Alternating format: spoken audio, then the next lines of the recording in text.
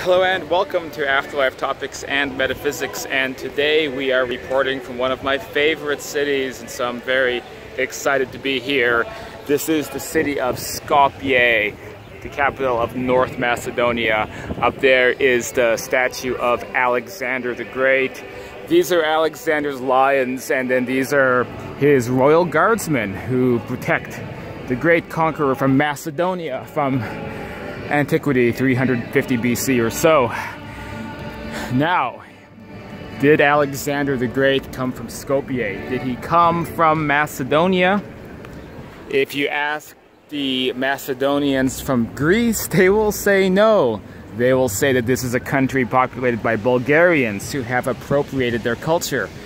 If you ask Macedonians, they will say that's garbage. We are the ancestry of Alexander the Great.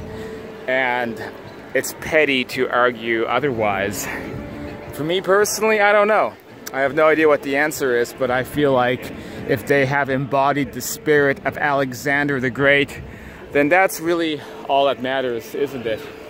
And certainly we are in Macedonia, the historical place where all of that began. And Skopje is an up-and-coming city in Europe. And a lot of the statues and the streets and all the celebrations and the Ark and all of this is fairly new. A lot of this was built quite recently, but they wanted to create a really European style city that, you know, would stand the test of time. And there's a lot to do and a lot to see here. And let's take a little walk, go down this way, see what we see. This is a statue, I believe, of Philip the Great, Alexander the Great's father. And if we walk around that side, we get to, I think, the state court building, which is also really beautiful. There's a couple streets here that are really amazing, and so I'll do videos from those streets coming up in a few days. I'm here for 12 days visiting some old friends of mine and just kind of hanging out, enjoying the culture here in Skopje. And so that brings me to today's video about this amazing spirit contact experience I had when I was in Athens. So let's talk about that a little bit. But before we do, you are watching Afterlife Topics and Metaphysics, where we talk about these kinds of crazy subjects. And if you like what you're listening to, please hit that subscribe button. It really helps the channel out, as well as that notification bell. So, it's getting a little bit noisy around here. I wonder if I can make a beeline, go someplace a little less crowded. But anyway, so one time when I was in Athens staying in a hostel, I was very surprised there was this mysterious black-haired woman who came to me and appeared by the door.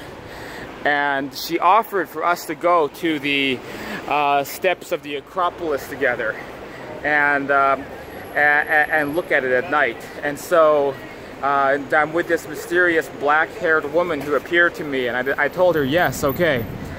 And so together we left the hostel, and we went down, you know, late at night down toward, you know, onto the streets of Athens. And then there was this, you know, mysterious woman in front of me, and I got to learn about her and learn about who she was. And her existence as a traveler from Marrakesh. And so it's really fascinating spirit communication experience, completely verified, completely solid. What am I leaving out here? There's some important details I'm missing. Oh yeah, it's that she wasn't dead or anything. Her name is Sukania. She's from Marrakesh. She's a friend of mine. We went out a couple nights when I was in Athens. Wait a second, what are you talking about, Cyrus? What does this mean? Wait, I mean, she's not a spirit, she's just some person you met in the hostel. What are you going on about? Well, that's kind of my point. For some reason, we think that people who are living here in this world are not spirits. In fact, if you want to have a spirit communication experience, all you have to do is step out your door and go to your nearest 7-Eleven and talk to the cashier, because every single person that you see around you all these people walking around here today, every single one of them is what we call spirits, who are just in these kind of containment vessels for this particular plane of existence. Yeah, let's walk to the bridge. I think that's a nicer spot, a little less noisy. So this is definitely a misinterpretation about reality. So it also leads to the question, what is a spirit? So I guess in this context you could say anything is a spirit, but if you compare a person with a personality and a real essence about themselves to, for example, a rock or a very primitive form of life, a cricket, then we could almost define a spirit as a powerful soul that embodies self-awareness, individuality, sovereignty, and things of that nature. And in that case, this is a breeding ground for spirit people. So there's spirits all over the place walking around, and they meet you all the time.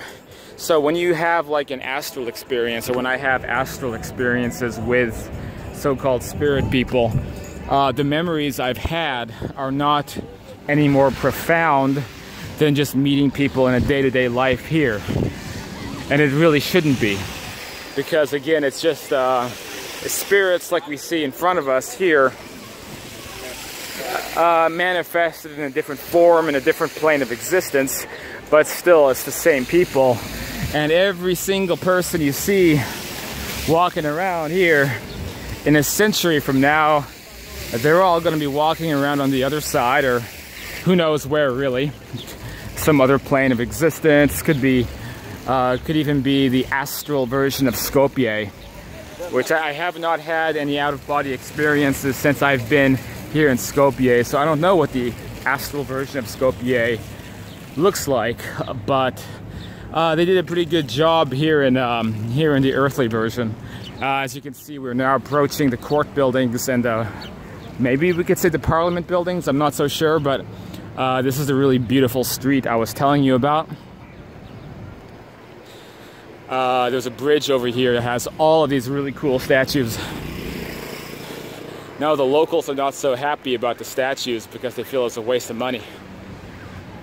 But I think it was a good investment. It definitely will, brings tourists here. Who's that girl? Anyway. So that is my main point really with this video, is there's a lot of misunderstanding about separating who we are here from who we are there. In reality, there is no difference. And if you want to have a fascinating, magical experience with a spirit person, maybe you need to just socialize more. We here on this plane, we become so cynical about other people, especially those of you who work in customer service jobs, to where we really begin to despise dealing with other people. But we forget that we have very crude interpretations of ourselves here. And yes, when we have spiritual experiences or near-death experiences or out-of-body experiences, we encounter people often in truer forms of who they are, which tends to be much, much more pleasant and beautiful. And here, sometimes, spirit people are heavily, heavily bogged down by physical limitations and problems and difficulties. And so we're not exactly seeing souls at their best. In fact, we're probably seeing many of them at their very worst. And so, so that's something we have to just be aware of, and be patient to understand that those are the limitations that we're dealing with here on this plane. But ultimately, we are all spirit people. Well, this is Cyrus with another video from Afterlife Topics. Best way to support this work, if you want to get involved with me personally, one-on-one, get involved in this channel, make decisions about the kind of videos and the topics, then become a patron. Patreon.com/Afterlife Topics. I could really use a few shekels to help keep this operation going, and the books and the website and the forums, and or you can pick up one of my books like Understanding Life After Death, where I go into much more detail about all of the elements that await us when we kick the bucket. This is Cyrus, and I'll see you on the next video.